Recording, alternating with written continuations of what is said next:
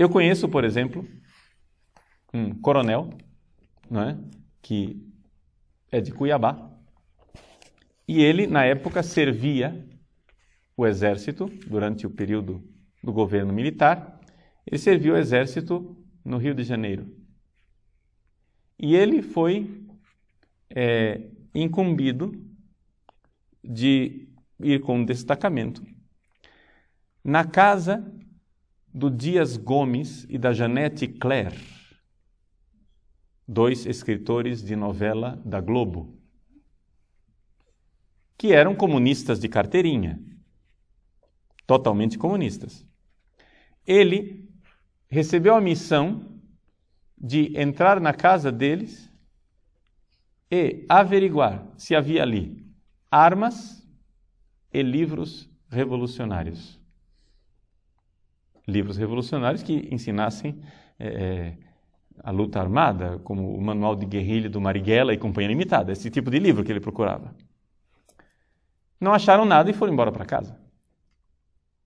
Ora, esse episódio, que eu conheço o protagonista, o coronel que foi lá e fez isso, esse episódio é narrado pelo próprio Dias Gomes na sua autobiografia. Quem quiser averiguar, não é? Existe uma autobiografia de Dias Gomes, publicada pela editora Bertrand do Brasil, chama-se Dias Gomes, : apenas um revolucionário. Apenas um subversivo, perdão. Dias Gomes, apenas um subversivo. Onde ele narra a história dele.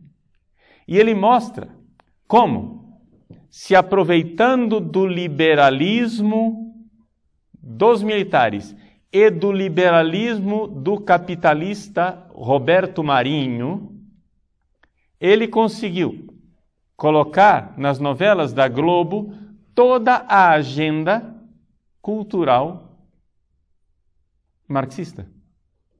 Por exemplo, a primeira novela que ele fez, na década de 70, ele abordou o tema do divórcio, que, segundo ele, palavras dele, naquela época no Brasil ainda era um tabu.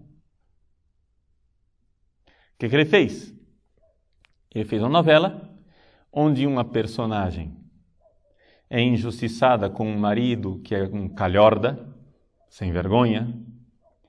Ela sofre imensamente a novela inteira com o marido, se apaixona por um outro mocinho super galã, maravilhoso, com um temperamento ótimo e cheio de virtudes, mas, final e conclusão da novela, no Brasil não existe divórcio.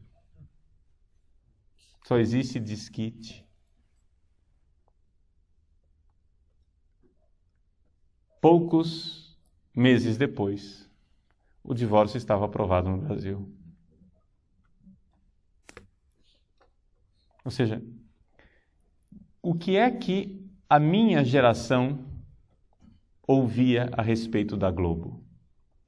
Que todas as imoralidades e sem-vergonhices que eram transmitidas pelas novelas da Globo eram fruto da sociedade capitalista decadente, porque Roberto Marinho era um capitalista e era o capitalismo quem estava promovendo toda aquela pouca vergonha, destruindo o cristianismo. Foi isso que eu ouvi quando era criança. Foi isso que eu ouvi quando era adolescente dos meus professores. Que as novelas da Globo eram expressão da sociedade decadente capitalista americana que entrava no Brasil e estava destruindo as famílias brasileiras pelo imperialismo da Globo. E, no entanto, hoje nós sabemos que tanto Dias Gomes como Janete Claire, os 2 maiores escritores de novelas da Globo, eram comunistas, réus confessos, porque na sua autobiografia Dias Gomes mostra como ele quis promover os valores culturais do marxismo cultural.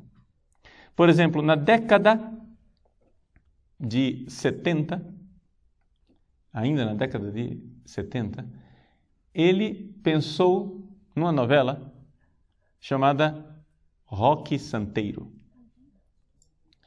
Nesta novela chamada Roque Santeiro, o que é que ele pretendia fazer?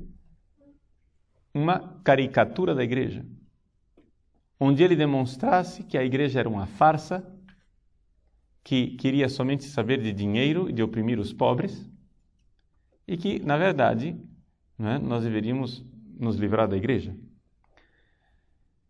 Acontece que ele cometeu um erro. Ele comentou ao telefone o que ele estava pretendendo fazer. Ele comentou com um amigo comunista, dizendo ao telefone: olha, você não sabe a nova novela que eu quero colocar no ar, não é? O Roque Santeiro, e contou toda a história, dizendo, mas os militares são burros. Porque é evidente, né, gente? Todas essas novelas eram censuradas. Havia censura. Entende? A censura lia, não, está aprovado, pode filmar. Então, ele dizia, os militares são burros, eles nunca vão perceber o que eu estou querendo fazer. E aí, a partir desta falta de discrição dele, né? Discreção, ele deu com a língua nos dentes, os militares tiraram a novela do ar. Não permitiram que fosse ao ar, já tinha filmado alguns capítulos.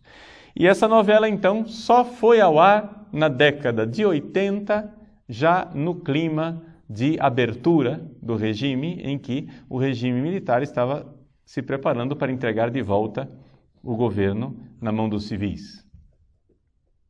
Em que consistiu essa novela do Roque Santeiro? A novela consiste mais ou menos no seguinte: existem dois padres. Um padre chamado Padre Albano, que é um padre da teologia da libertação. Manga de camisa, aberto, aos pobres, sensível. E um padre chamado Padre Hipólito, de batina, velho, conservador. Esta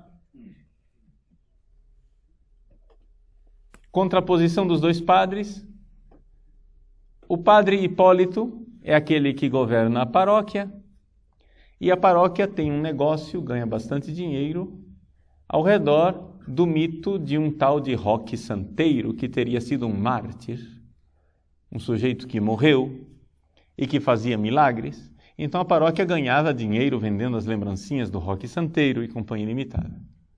Acontece que no meio da novela o Roque Santeiro aparece vivo. Então se revela claramente a farsa da igreja conservadora, que criou um mito e que ganhava dinheiro em cima de um mito, de uma falsidade ideológica. Nesse ínterim, o Padre Albano se revela muito sensível com os pobres, mas também se apaixona por uma das personagens e resolve deixar o sacerdócio. Essa é a história, basicamente, da novela. Então, esta novela era programática, tinha um programa, tinha algo para ensinar ao povo. Não é? Ensinar através de uma historinha uma verdade de valores, né? Invertidos.